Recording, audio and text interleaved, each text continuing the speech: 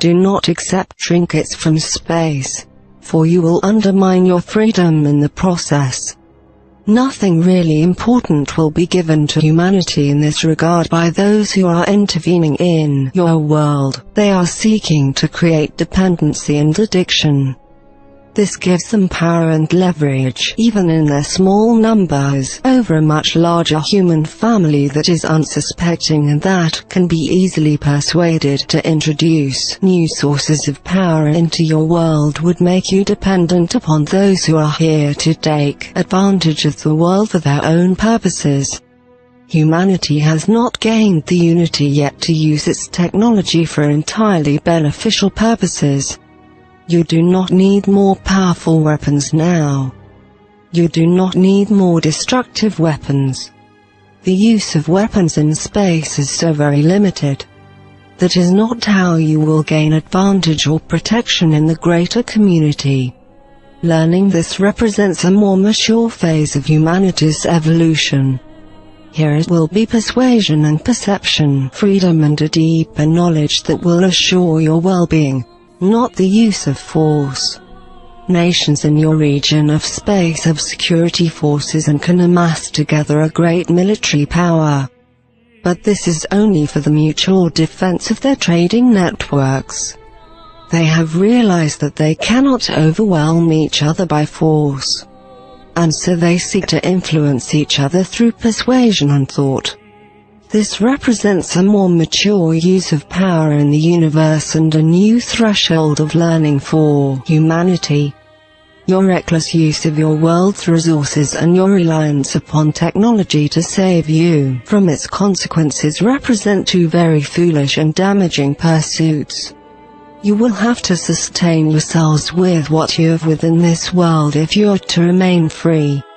Even your allies in the universe will not be able to sustain you from afar because they do not have these capabilities. They will not seduce you to become dependent upon their technology or their foreign governance, because they represent free nations and not those who seek to take advantage and to exploit weaker nations such as yours. You must look at your world as your storehouse for food, water and energy, and for all the things that you will need both now and in the future.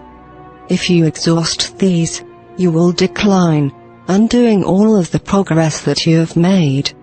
Even your technological potential will not be able to be realized in the face of such great social disintegration.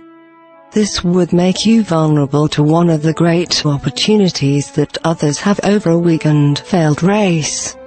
An opportunity that is permitted in the greater community.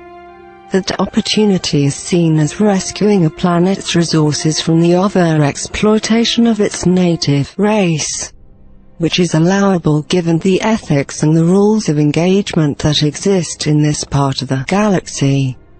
It is not humanity's subjugation or ruin that we want to promote, but instead its strength, its unity and the fulfillment of its great potential in the universe. Yet certain things must be understood. Technology alone will not save you from resource depletion, and resource depletion will undo your technology. You must establish through time, consensus and cooperation a sustainable use of your world, maintaining its biological diversity, the quality of its atmosphere, the quality of its waters and the quality of its soils and its lands.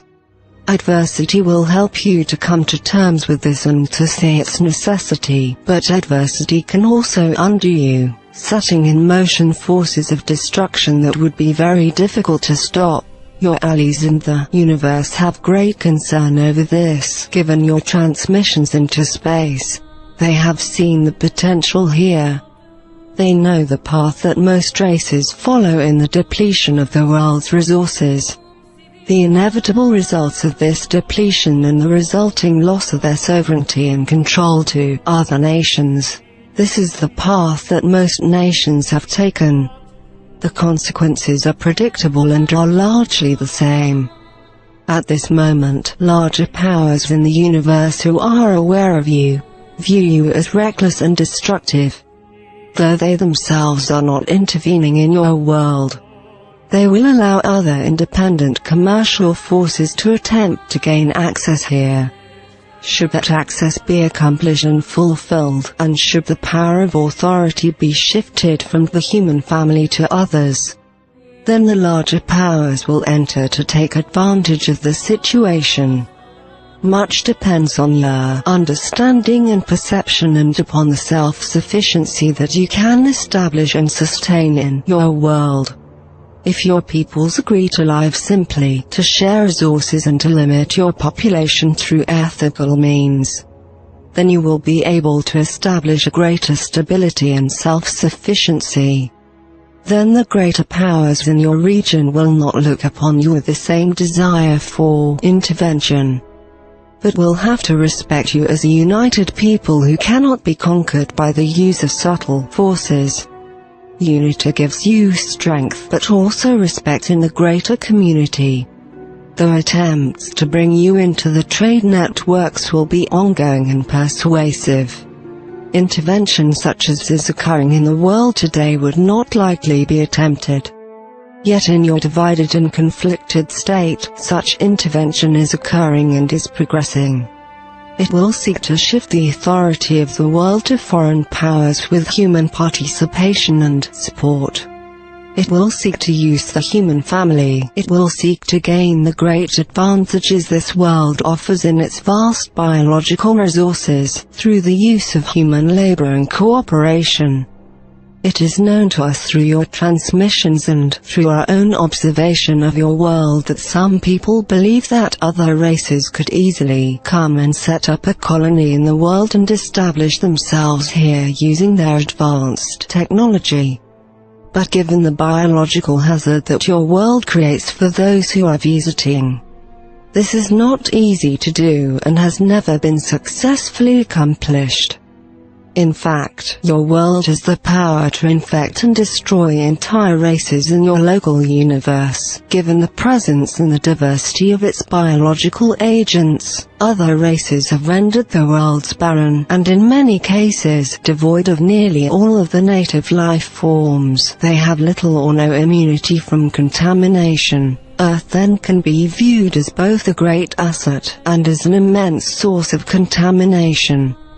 It is viewed in both these ways by all races who are aware of your presence and who recognize the importance of your world and the condition of humanity.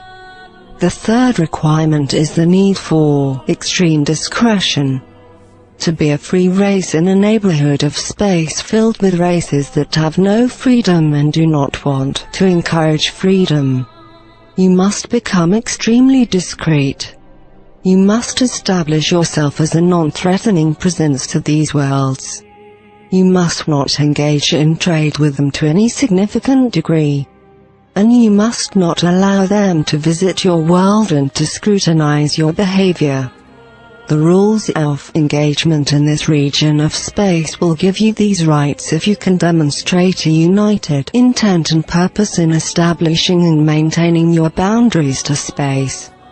Powerful nations recognize other powerful nations. They are not persuaded by other kinds of inducements. To them power is resources, and resources represent not only wealth but survival, for their advanced technology has made their survival now more difficult to sustain and their resources more difficult to acquire. This is so very different from how the peoples of the world view such things. They think the world is there to be plundered, and once the world has been plundered, the universe is there to be plundered, and by that point, they believe they will have the technology to plunder it. But you cannot plunder the universe. Many have tried, and all have failed. Your discretion then becomes critically important. You will have to learn how to communicate without broadcasting into space. Even the most secret involvements of your governments are broadcast into space in many situations, and can be easily discerned by those who have gained knowledge of your language and your tendencies. For the world has been observed for a long time by all the powers in your vicinity. Those who seek to gain advantage here have waited until you built an infrastructure that they can use. and now they're attempting to persuade you to give them the reins of power and to make you dependent upon their technology and the sources of their technology.